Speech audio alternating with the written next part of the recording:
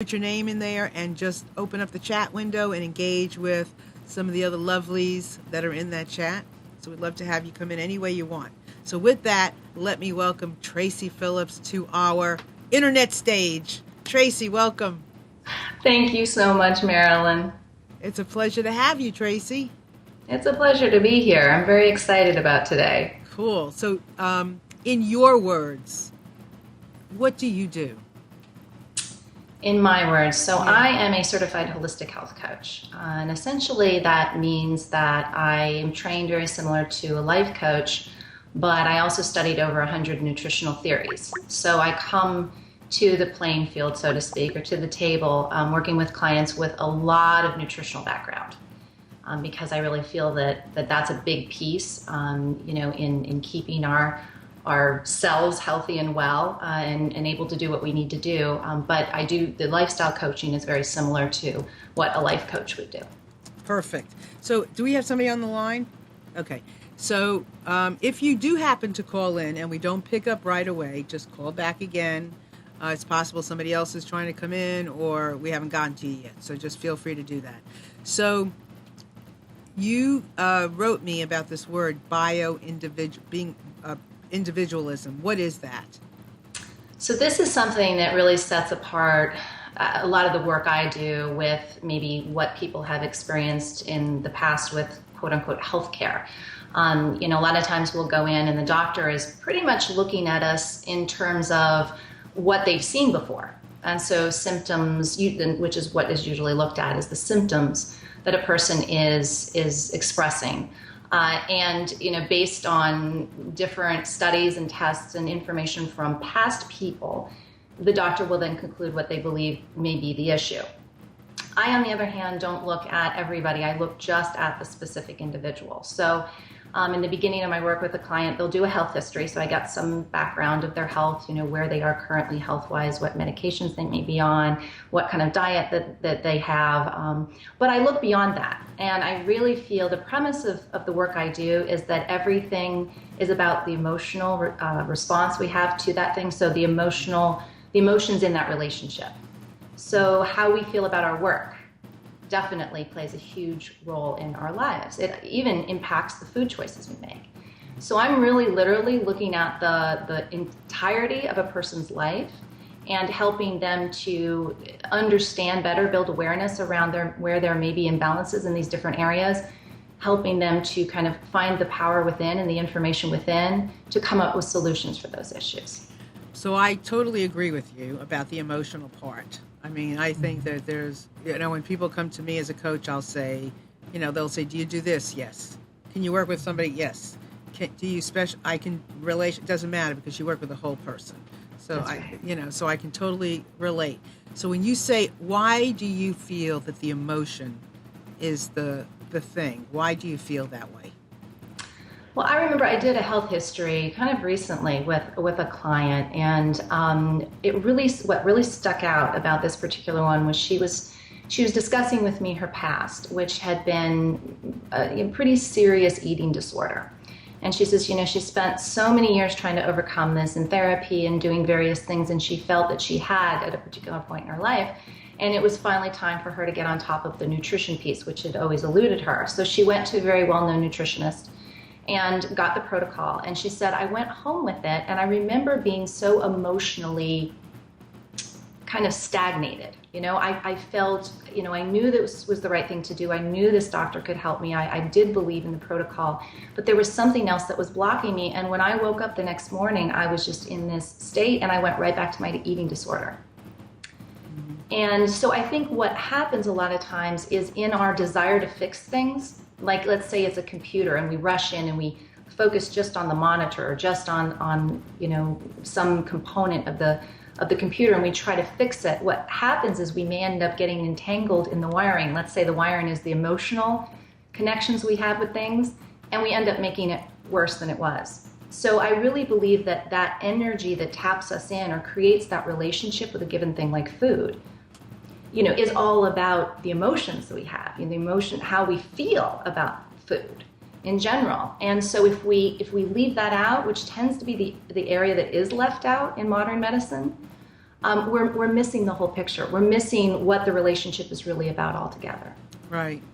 You know, I this is not exactly the quote, but there is a quote from the Talmud, the Jewish book, the Talmud, and it's emotion travels faster than thought.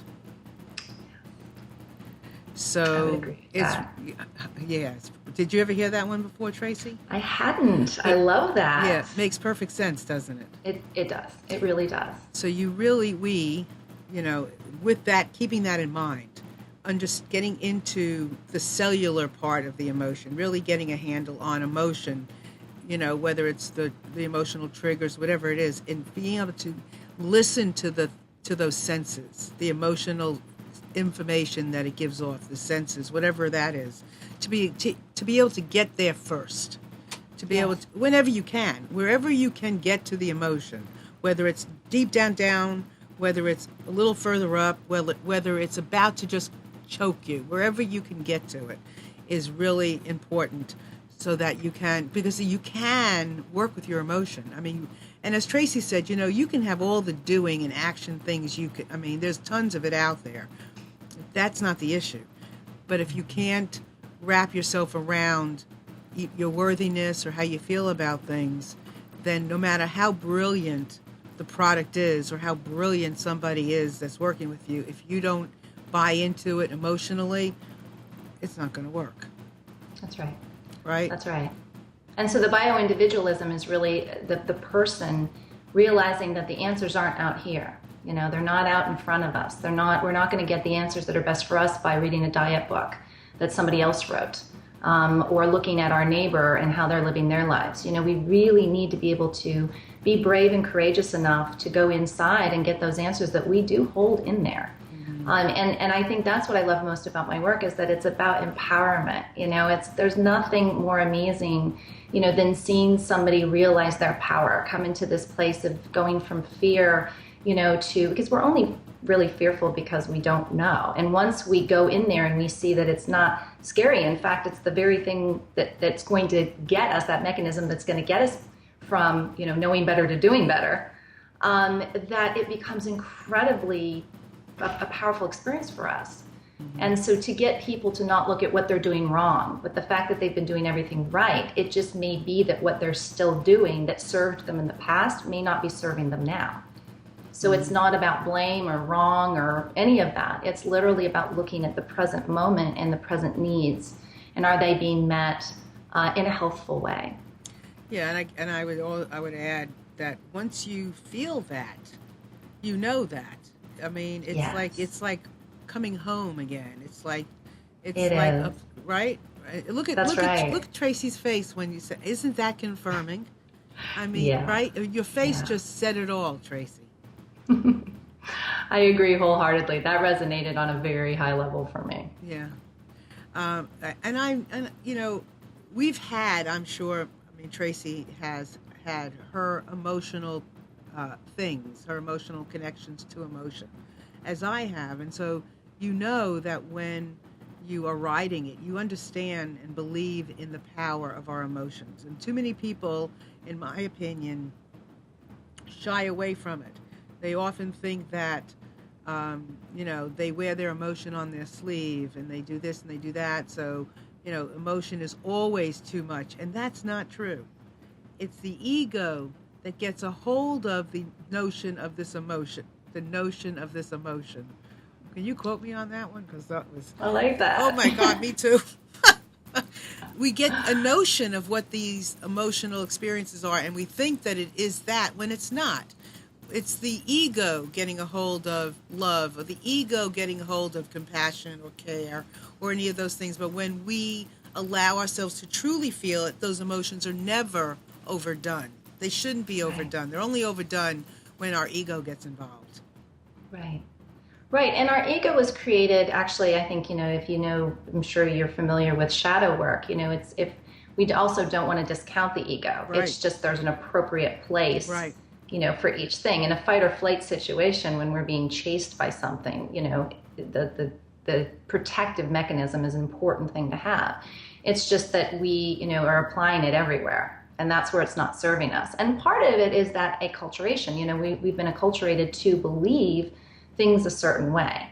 And so we don't even realize that the belief system we may be, putting our information through as our computer mainframe is not even ours. It's not authentic to us. We picked it up because somebody else told us that's the way to do it. But really, the work is in the kind of figuring out, what's mine and what isn't mine. And then taking what's mine to move forward and like you said, embracing the emotion, because it's what's going to tell us everything. It really is our greatest guide. So I imagine that a great deal of your work is in assisting people, your clients, in knowing whose fear, like I say, whose fear are they fearing anyway? Right. Whose stuff is it? Is it truly theirs? And maybe, Traci, you tell me. Maybe none of this stuff is ours anyway. It's all been passed down. I mean, fear really doesn't exist anyway. That's right. I love that you said that, because there's actually one of my friends and colleagues passed on a really cool documentary to me called The People versus the State of Illusion. And it kind of outlines what you just said, is that really nothing is reality except for what we make it. It's all an illusion until we decide to pick it up and make it ours. And, it's funny because I was just thinking about that this morning. I was taking the dogs for a walk, and I was thinking about my own experience in life around, how certain things were kind of my understanding or belief system and belief patterns started to be made. And it suddenly occurred to me, it's almost like a magician, right? A really good magician will make you feel like what they're doing is real, because we don't see what they're doing behind what we see. So, it's really about their manipulation of the quote unquote reality. It's what they're making us believe, but we take it on as our own because we don't see what they're doing to make it happen. And, I was like, wow, that's a pretty cool thought. And that's one way of also saying, if I was taught a certain way of, a certain relationship with food from, let's say, my grandmother, and that was her experience, and that was her belief system, based on her life and her decisions, but I didn't see all that backstory. I just saw how she was reacting with food, and as a small child started to react the same. That it's now, in realizing this as an adult, wow, I don't need to keep having an imbalanced relationship with food, because that's not even mine. That wasn't even my belief pattern. I just thought it was. And so now it's about asking that wonderfully, empowering question, what is mine? If that's not mine, what is my actual authentic relationship with food? Or what do I want it to be? That is really good. So when you think about it, it's like, okay, they are us, and us is they, really. I mean, we become them, right? And they become us. And so we're all walking this tightrope of this fear that no wonder we're not comfortable with it. It's not ours. That is probably one of the most brilliant comments. It's exactly it. The feeling of discomfort is that it's not ours. There's something not right. There's something, and I always say the same thing as wants. People say, well, I want this and I want that, but I just can't get it. And I say, well, let me ask you something. Do you believe that whoever you're the person in charge, if it's God, if it's Allah, if it's, the universe, whatever you use, do you believe that that entity created wants if you weren't meant to have them? What other reason is there? And let's go further and say that just because you believe you can't have them is because somebody has been telling you that. If your hand is slapped away 100 times from reaching out for something you want, that doesn't mean you're not meant to have it. It just means somebody else determined that you weren't meant to have it. Mm-hmm. And that's their stuff. That's not yours. You're reaching out because it is for you. Right. It's really interesting because that realization, that clarity that is being expressed by you to a client, or anybody that's listening to us now, that recognizes, can connect with the realism, in what Traci and I are saying. It does it really does get you. it really, that familiarity with what we're saying, or that matter-of-fact way that Traci is expressing this with love and compassion, but this is so true. That resonates with people on a level that is so true, and that so helps. Chris has asked, she says, I'm curious to know how a person becomes a life coach. How long do you study, and who do you study under? Well, you probably could answer that question better than I, because I'm not technically a life coach, but we do have similarities. So there are a lot of different programs out there to become a holistic health coach, which is what I am. I went through the Institute for Integrative Nutrition, which is out of New York City. And that was a year program, pretty intensive year program. I felt like I was in med school, really. But there are programs that are 2 years. There's programs that are longer. I know Duke has an integrative coaching program. That's an excellent program. So it really depends on the program and the person. Mine was online. There are programs that obviously are, physical schools that you go to. So it really, it depends. But we go through, there is an actual training, and there are actual exams that we all take to pass and get certified. So, but it depends on what's right for you. For me, I still had a young child, so doing it online is what worked best for me.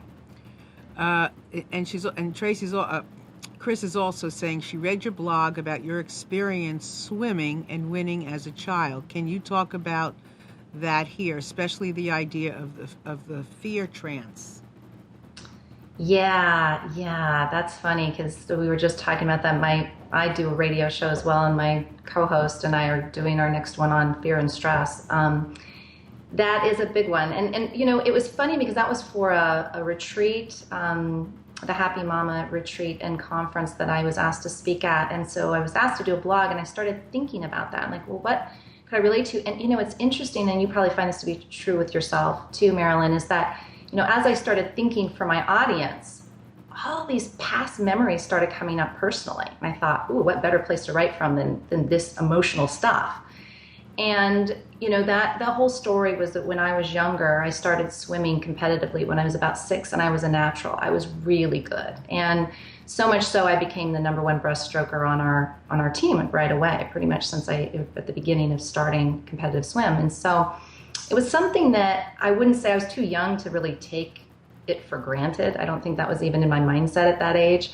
But I just did it. It was natural. I would show up, I would compete, I would win. And then the joke was that they could never find me because I was always off doing the next thing, and which was usually playing with nature. I mean, I remember I really felt I could train grasshoppers at that age. I felt like I had this mind thing going with grasshoppers. And they would find me off somewhere in a field playing with grasshoppers. And it was all about this structure. Get back. What are you doing? What are you doing? You got to get back, and, whether it's compete again or to get your award. And it just didn't compute to me. And as I started getting older, obviously that acculturation issue, and started to, focus less on my wants, my play time, and more on what I was being told was the right way to be and the right thing to do, I actually started to suffer in my swimming. And as I wrote in the blog, I choked. And it really was about the becoming overly aware of what I was supposed to be, what I was supposed to be doing, how I was supposed to be competing, and all of these things, that it was a distraction. It was really a distraction from my authentic ability to perform. And, when I was thinking about that, I started to even go down the road of, as women, or as anybody really, but I know it's a big issue with women and how you're supposed to look. And, one of the things that was really hard for me, and why I actually ended up quitting swimming, was that I went through a really awkward phase at about 12. I mean, I was not a good looking kid. I had braces, I had acne, my hair was stringy, ugh. And I was very self-conscious, again, because I was paying so much attention to how I was supposed to be, and I didn't measure up to that. And so I finally quit because I was embarrassed. I was just embarrassed to show up as who I was because I didn't feel that it was good enough. And of course, my natural gifts suffered. And so when my daughter brought home a flower last year for Mother's Day. She made it at school, and on the petals were words. And I guess apparently the children were given a big list of words, and they were supposed to come up with 5 or 6 that best described their mom. And the ones my daughter chose for me, it suddenly occurred to me, as I was writing the blog, actually, I was looking at this flower and I thought, oh, if I were to go back as me as a kid, that's what I knew to be true about who I was. And I completely lost sight of that in getting, this feeling that I was less than. And as I now embrace, when I look at that flower, I know those things are true. And it was my daughter, at the age of 6, which I thought was really interesting, who brought that back to me as a gift. Mama, don't forget who you actually are. Because I think with all the distractions that we're given and the fear that is in our media and everywhere around us, that we get distracted from literally who we are and the natural gifts that we have to give the world. Thank you very much, Chris, for asking her that question, and thank you very much, Traci, for answering that question. Because it's interesting. Because when I'm listening very, very intently, and well, not very intently. I'm listening. So when you listen, it is all that. When you're in your heart, you are just in a natural place. It's when you go into your head only your head, that things shift, when you start to overthink too much. And that's what happened with Traci in that moment, and I would say, or in those moments. And how interesting that your daughter, so naive and, but not naive in a unwise way, but just so young and, not having carried the baggage can be the messenger. So it's fabulous. Yes. Well, and I believe they can because of what we were discussing before we went on the air. It's because they're not bogged down with the facts. Yeah. My daughter was just reacting to me in an energetic way. Yes. She was seeing my shininess, as I like to call people, right. Or say to people, I see your shininess. Right. And she was reacting to my shininess, and she was choosing words to describe what she saw. And it's what I've carried with me since I was born. It's what we each carry with us since our birth. And being kind of reacquainted with that was just a wonderful thing. So I thank the people who asked me to write the blog, because I wouldn't have thought about it otherwise, and I thank people like you, obviously, who, allow me to tell that story, because I know we each, there's like you said, that resonance of truth in, our story. We each have that in our own story. I was telling Traci, when we were just chatting earlier, and I have to tell you, because it's kind of similar to this. So yesterday I was talking to my daughter, who has my 2.5-year-old grandson, and we were talking on the phone, and he wanted to hold the phone. He loves to, play with the iPhone. So he wanted to hold it, and she was holding it. So he was saying, I want to hold it. She said, I'm holding it. It was on hands-free, so they both could talk. And they were going back and forth, and it reminded me of when she was a little girl. So I told her a story that she and I when she and I had an encounter. So she was about his age, or a little younger, and I froze these frozen bananas, and I took them out for us to eat. And she wanted to hold it, but I was afraid she was going to drop it. So I said, no, Jamie, I'll hold it. She said, no, I'll hold it. I said, no, I'll hold it. And she turned around and she said, we'll both hold it. And she was like 2.5. So I got to share that with her yesterday. And I was it was such a moment of beamingness, because I got to tell her something that she had forgotten, and I said, Jamie, you both can hold it. There was like silence. And so it was so interesting how life does those things. Maybe my saying, I was afraid she was going to drop it, had some impact on her in that moment, where she turned around and said, we'll both hold it, but somehow she heard me say, you were going to drop it. And though, that's how things happen. That's how we carry those things through life. So, Traci, how do you see yourself now? How do I see myself personally now? Yes. I have to tell you, Marilyn, it's funny, because I was talking to some people at a social event the other day, and I said to my husband afterwards, I said, gosh, I feel like I'm kind of, uncomfortable, like talking about how great I am. Now I'm asking you now on the air. Yeah, and he said, "What do you mean?" I said, "People are asking me, what do you do?" And I'm like, "Oh, I do this and I do that, and I'm doing all these different things." And then he said, "But isn't that what you're trying to teach the world? Is that we've again been taught, who do you think you are, and you're getting too big for your britches, and all these expressions that have been thrust at us to make us question our greatness." And I'm like, "You're right. I'm embodying, and now here I am in a moment questioning, that embodiment of embracing who we are. I also know what I'm not, and I think that's a big part of it, is knowing your boundaries, and be able to have discernment. Mm-hmm. But I believe all those things about myself. I see myself in an entirely different way, and for me, that's a huge feat, because I was again, like I said, it went from 12 to pretty much the rest. I remember being in my 20s and just feeling so badly about myself, more from a physical standpoint, but just not wanting to let the world see me. And I'm not afraid to be seen now. So I'm really happy now that I've been graced with whatever I've been graced with, and that it's really to share with the world. So thank you for asking. So now thank you, because I'm going to tell you, I feel great today. I told that to Traci too when we started. But so tell me, how do you see yourself now? How would you describe yourself? I think that I think I come from the heart. I think that I know that my intention is always to serve with love and honor, and provide a space for healing. And I think I've embodied that. I truly care about people. I'm a person like you who just loves people.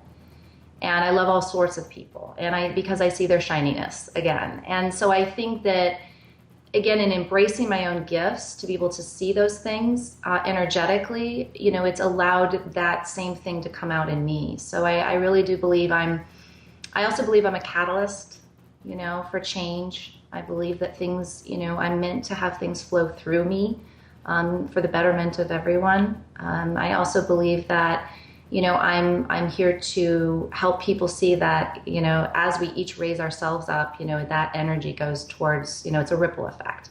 As I raise myself up, as I heal my knee, it allows the next person who has knee problems to heal theirs. It really is, we're connected. And so I also see myself as like kind of an individual cell that makes up an entire body.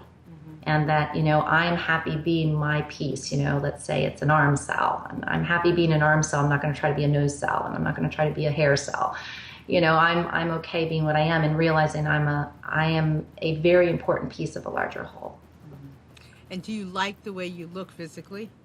I do. I love what God has given me. I'm very grateful for that. Like, when you think about yourself, what do you love most about the way you look? Is it? You have beautiful hair, you have a beautiful smile, you're adorable. But that's me saying it. What do you say? Thank you. Physically, I love my eyes and I love my smile. I think my smile, you said it best. It pretty much projects exactly what I'm thinking about with things, and so I really think that's a place. But my eyes too, because I think people can see. When I'm talking to them face to face, they can see what, if they're open to it, they can see what I see. And so those are two things that I've not only learned to appreciate because of their ability to kind of, I guess, be a sacred mirror, and reflect to others what it's meant to be seen within themselves, but that they're also physical attributes that I think are nice. Yes. Well, I have another question for Traci, but before I do, I'm going to say I love the way I look too. I feel really good today, and I don't know, the color, I don't usually wear peach. I usually wear a lot of black, and I don't know, it's colorful. My hair turned out right. I don't know.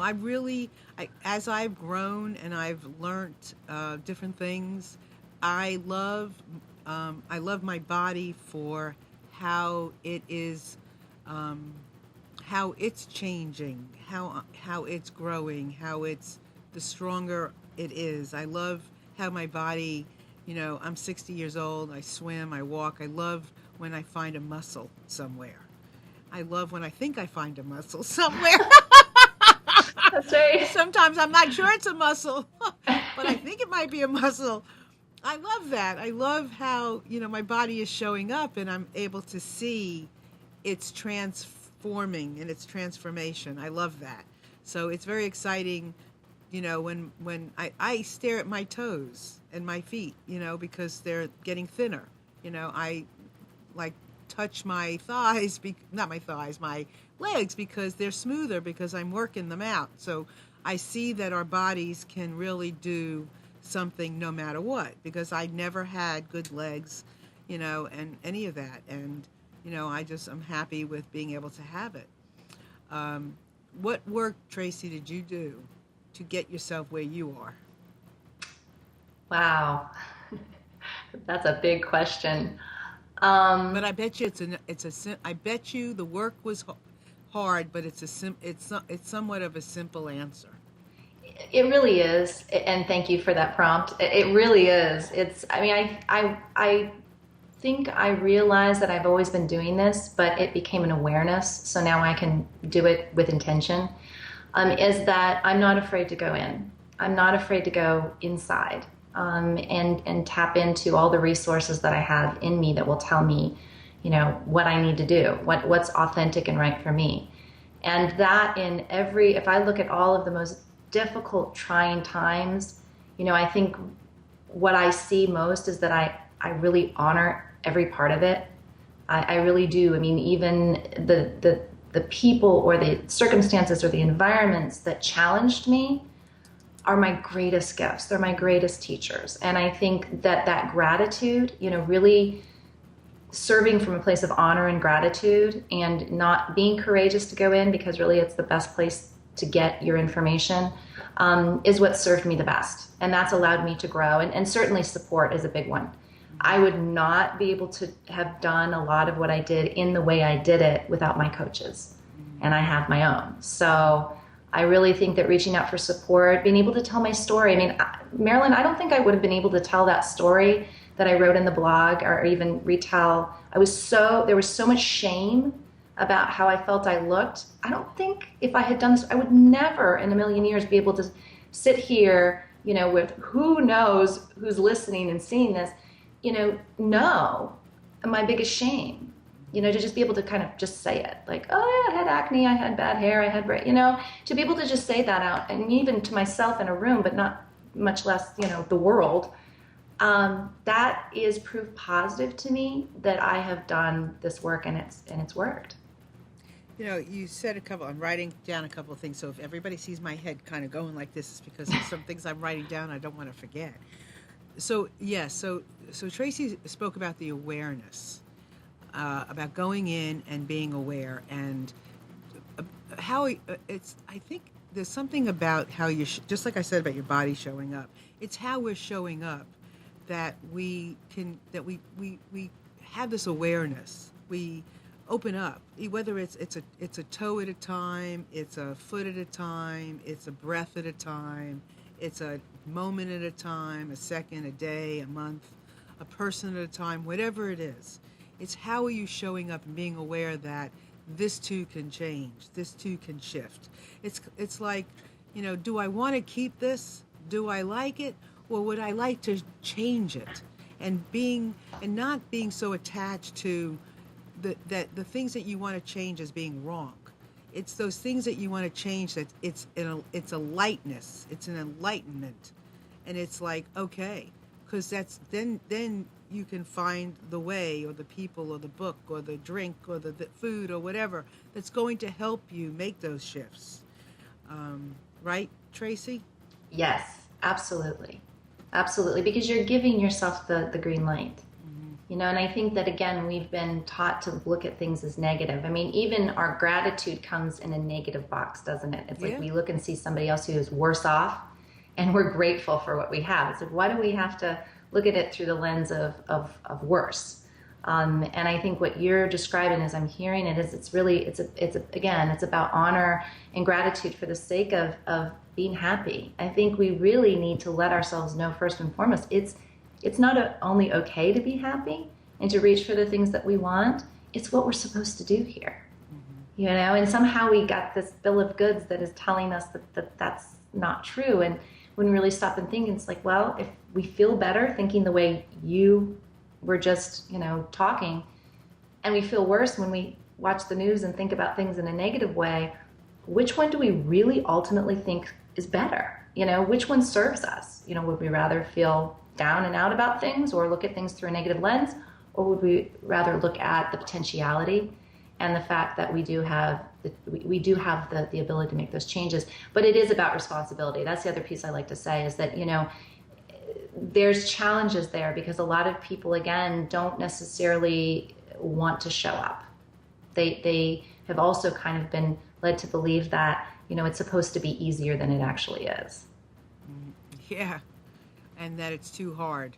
And it's not, because, I equate it to losing weight, which a lot of us have had that experience. You have to lose 10 pounds, 20 pounds, 50 pounds, whatever it is, and you're not even conscious of the 5 pounds, the 6, the dress size, until you lose all of your weight. And that's a shame. Yeah. That's just not right. I mean, to be able to enjoy the trip is so much better than just waiting for the whole enchilada. Because the enchilada is what happens all along the way. Yes. It's all that right? It's all those things. That's right. And I think talking about these things as openly as possible, like Traci sharing. I mean, and Suziani said in the chat, Traci, you are beautiful. So Aww. to see this beautiful woman who's just radiates beauty, right?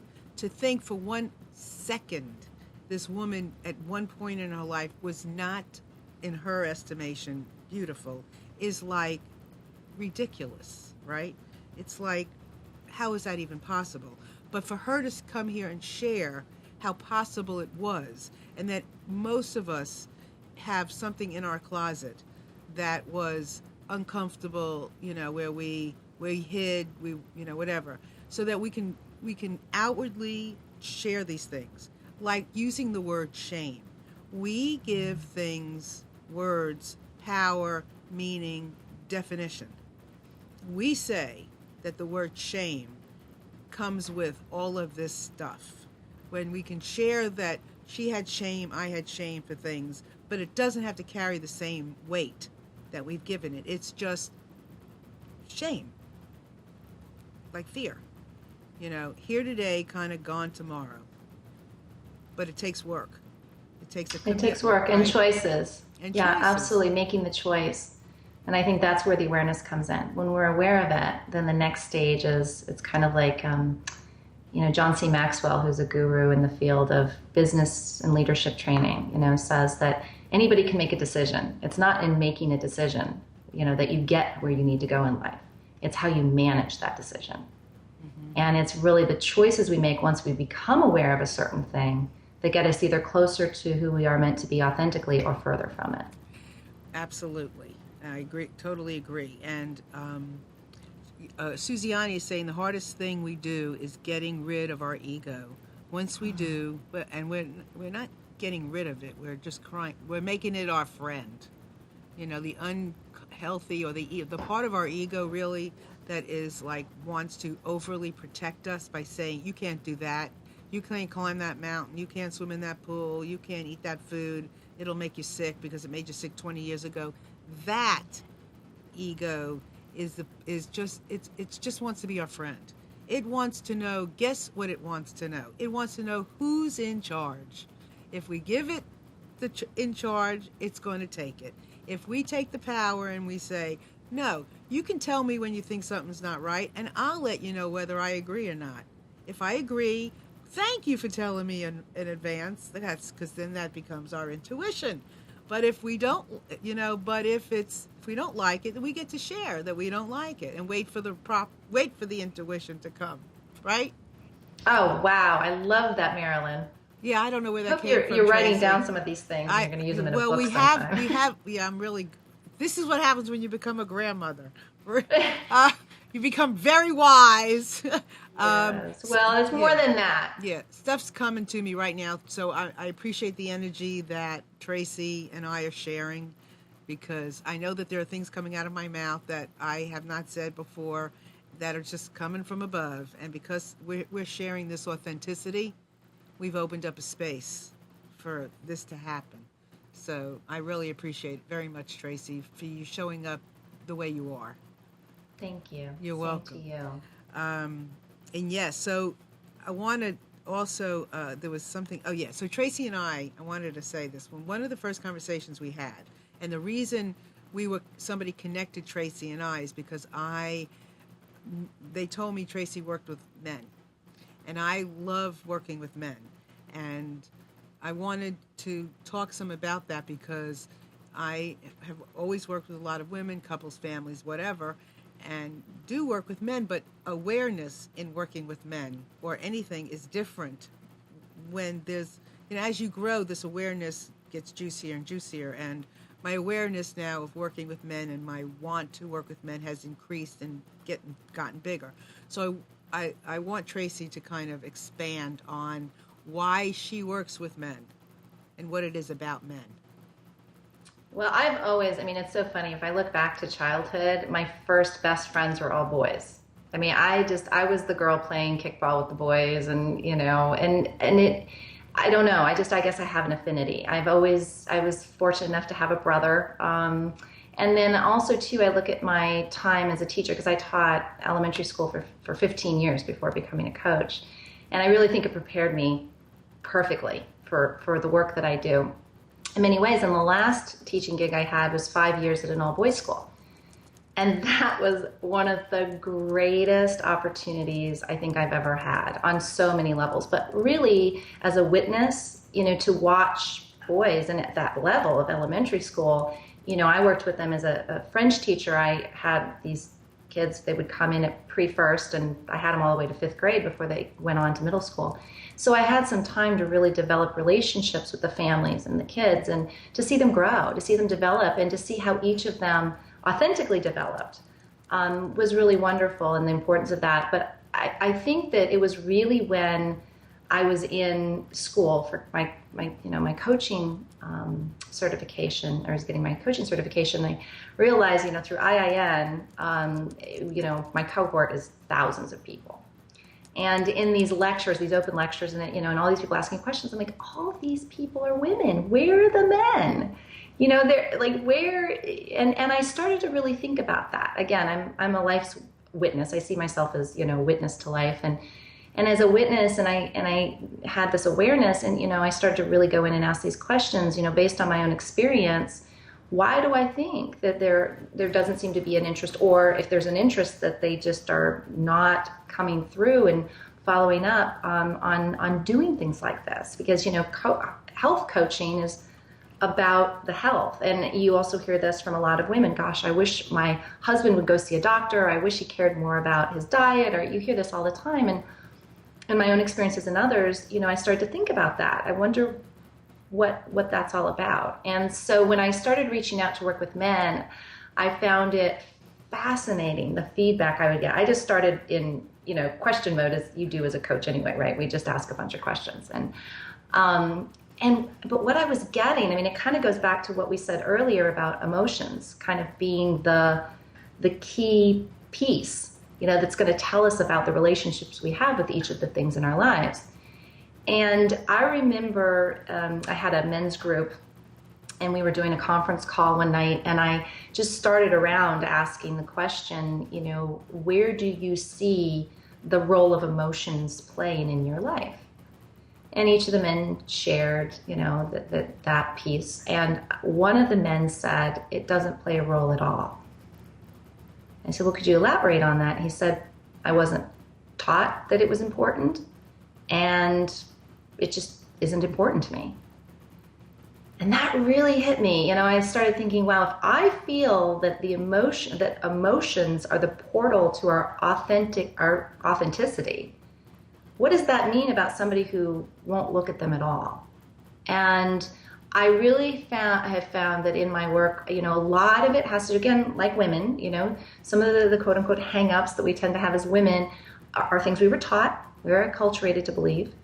And others are, individual, but there's so much of that, and so much of what a man's role he believes is provider, and the one that is the fixer, solves the problems. And when you start to really look at all these things, where is there room for failure? Where is there room for, the ability to be vulnerable? I had one man say to me, vulnerability is akin to death as a guy. You're not going to show you're vulnerable in a group of guys like that. Just forget it. It's not done. And I thought, wow, this is really starting to make sense to me. Why it's not that men don't want to show up. It's not that men don't maybe want to be a health coach or get into, this type of work. It's that it kind of goes against the grain of what they were taught to be a man in some respects, or it could potentially. Mm-hmm. And so that's really been, there's so much I could say, but I have gained such an appreciation, because I remember thinking even with the boys that I taught, it's like, they are coddled, and we kind of treat them similarly when they're little. We coddle the girls and we coddle the boys, and, there's really no difference. It's about the, age of middle school, when suddenly it's almost like the boys are supposed to be tougher and kind of in control, and they start to move towards this direction. And again, I'm speaking generally. I don't mean to offend anybody by saying this about every male out there. But again, generalities is that they start to become more of an island, right? That they're supposed to solve their own problems, fix things. And if they don't know, who are they going to go to? They're not supposed to admit they don't know. Who are they going to go to find out, to bounce things off of? And, a lot of men use their mothers or significant others as kind of that tool. But, they should be able to, like any other human being, be able to grow in their authentic way. And so it's really about getting guys to talk about this, for one. I've been very lucky that the men who have gravitated towards my work, have been those who are ready. And a lot of them are, the typical midlife crisis. They're in that midlife area of their lives, and they're starting to ask questions and just like, things aren't adding up. I just don't feel like, I'm not happy. And I need to find out why. And that kind of is the impetus for them to start reaching out. And how they found me has been really interesting. The various different ways, these clients have found me is really exciting. Yeah, I agree with everything you said, and I feel like, men don't know, we're not given sometimes the vocabulary or the permission to use the vocabulary, and a lot of men grew up sensitive men. They started out being sensitive, just like women, emotional. And then, just like we started talking about earlier, who were they told they couldn't and could not be, and so and who did they watch as mentors, as role models, so it's very interesting, because when you narrow it down, soul's a soul. So yes. I think it's very interesting, and I do want to just say, I want to apologize. Suziani put something on the chat about the ego, and she, which is interesting. So she said she didn't agree with something I said, which is great. She said, I like what Wayne Dyer says about the ego stands for the edge of God out. Once we come from a place of love and not fear, our ego goes out the window. And she's right. The ego, once we welcome in our heart, that ego goes. There is no reason to have an ego. There's no reason. You don't need it. There's nothing to have an ego for. Yeah, I love that too. Yeah. Because we have intuition. We do, just like I always like to say, the ego is a human thing. You don't see animals in the wild, with egos. They have their intuition, right? And if a deer in the forest senses before they see that there's a predator, senses that there's something there. Right. They don't question, whether, should I run? Should I not run? They go with their intuition. And so we have learned to adapt other ways to, quote unquote, save ourselves. But yes, I agree. And that's one of my favorite quotes by Wayne Dyer, is edging God out. Yeah. Yeah, so that was perfect. I appreciate that. So that's how we could say the ego evolves. I mean, there's always going to be the intuition. It's just how clear, how tuned in are we? And maybe on some level, there's always an ego. It's just what intensity, how is it? Is it just going to be there as a reminder, kind of like, I'm here, if you ever need me kind of thing. Oh, no, I don't need you now. I'm stronger. Maybe it's there as a way for us to know how strong we're getting, Oh, I like that. I like that. And I love what you said earlier about making that distinction. We need to take responsibility, which means drawing those lines of discernment, saying this is okay, this isn't okay. And having those relationships with our ego even, because really, again, it's all about relationship even with the ego. And how are we going to say we're in charge? I'm going to tell you where you play a role in my life. I love that you said that. I think that's wonderful. Well, thank you. I appreciate that. So tell everybody, we're not exactly out of time, but we're coming close. So tell everybody where they can find you and what they'll find and what you offer. Great. Well, first of all, I started a group about 4 years ago called Wellness of Chatham. I'm in Chatham County, North Carolina, and I live in Pittsboro. And it's a group called Wellness of Chatham, and it really was a way, again, as a connector, to connect the public with local resources in holistic health care practitioners and people who are in that field with one another, to learn and to share and to just, be a part of one another's lives. And so we have monthly meetings where I have a speaker, kind of like you, where they share what they do and educate us. And it's been a wonderful way to connect people. So if you happen to be in this area, that's a great way to find me, is actually through Facebook and Wellness of Chatham, and get engaged in our little community there. Also on Facebook, I have that Certain Way to Wellness page where I post a lot of things and inspirational things and my own stories. And then my website, which is certainwaytowellness, all spelled out, .com. And I have all the events. If I'm speaking, or my radio shows are all posted there. And also you can contact me directly through my website. So, and for coaching, they could contact you directly? Yes, they can, through my website. And do you coach in person or over the phone or Skype? How do you I do most of mine over the phone, just because of, how it is time and being able to meet the demands of all the people we're working with. It's easier. But if there are those circumstances where people just feel more comfortable, I will work that out if that's available. So I can work with people anywhere, obviously doing it through Skype as well. I have some clients who like to see me, but we can't necessarily, we're in different states. So I also do coaching over Skype. Perfect. So this has been a great conversation. You're going to find our show notes will be posted on MarilynShannon.com very, very soon, within the next day or so. So anything that you might have missed, you can go back and look at it. We'll also have the show on YouTube.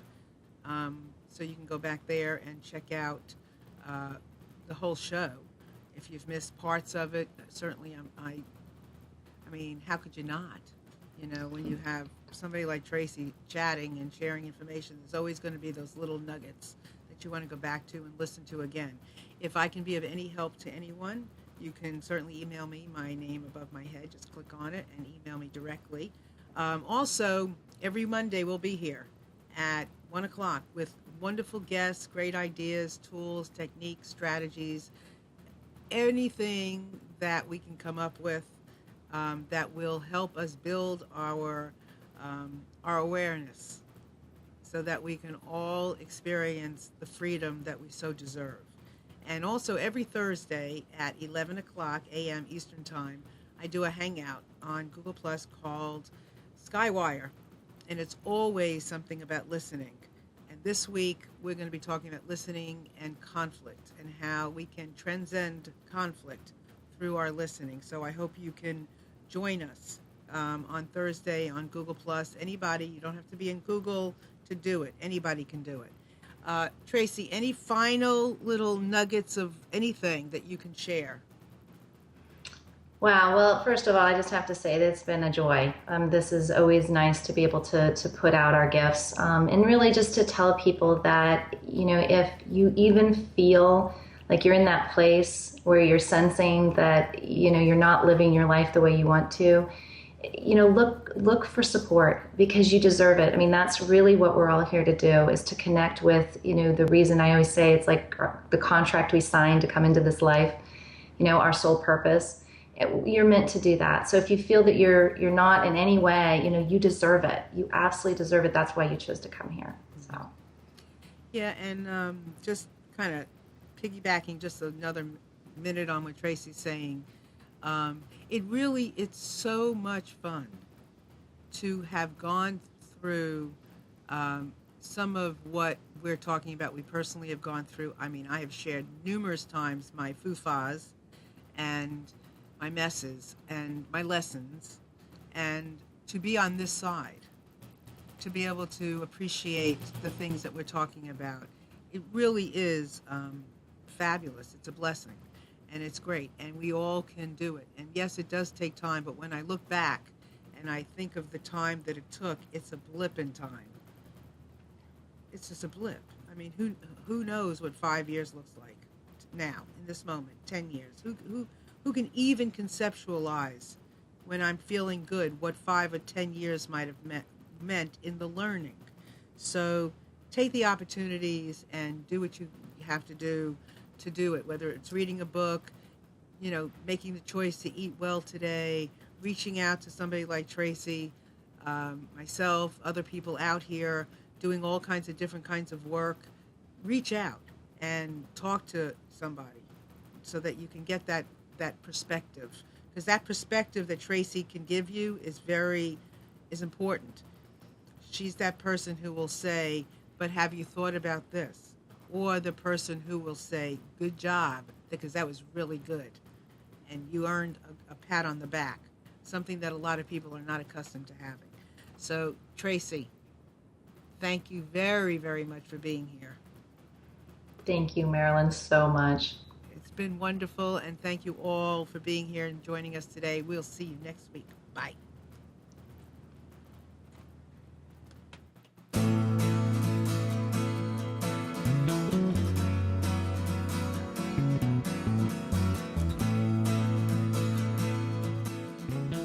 You are tuned to the Nissan Communications Network. Our weekly lineup of call-in programs includes Computers 2K Now with Amnon Nissan, Health In with Debbie Bruck, Breaking Free with Marilyn Shannon, Lessons of Vietnam with NCVVI members, The Tanya Love Show, Reawaken Your Brilliance with Julie Seibert, and if you tuned in too late, you can always watch each program in its entirety or download an MP3 audio file of it at www.nissancommunications.com. Sponsored by Atomus.com, makers of quality video recorders and converters for professionals. ThatVidBlasterGuy.com, CarolinaApparel.com, and DeltaForce.net.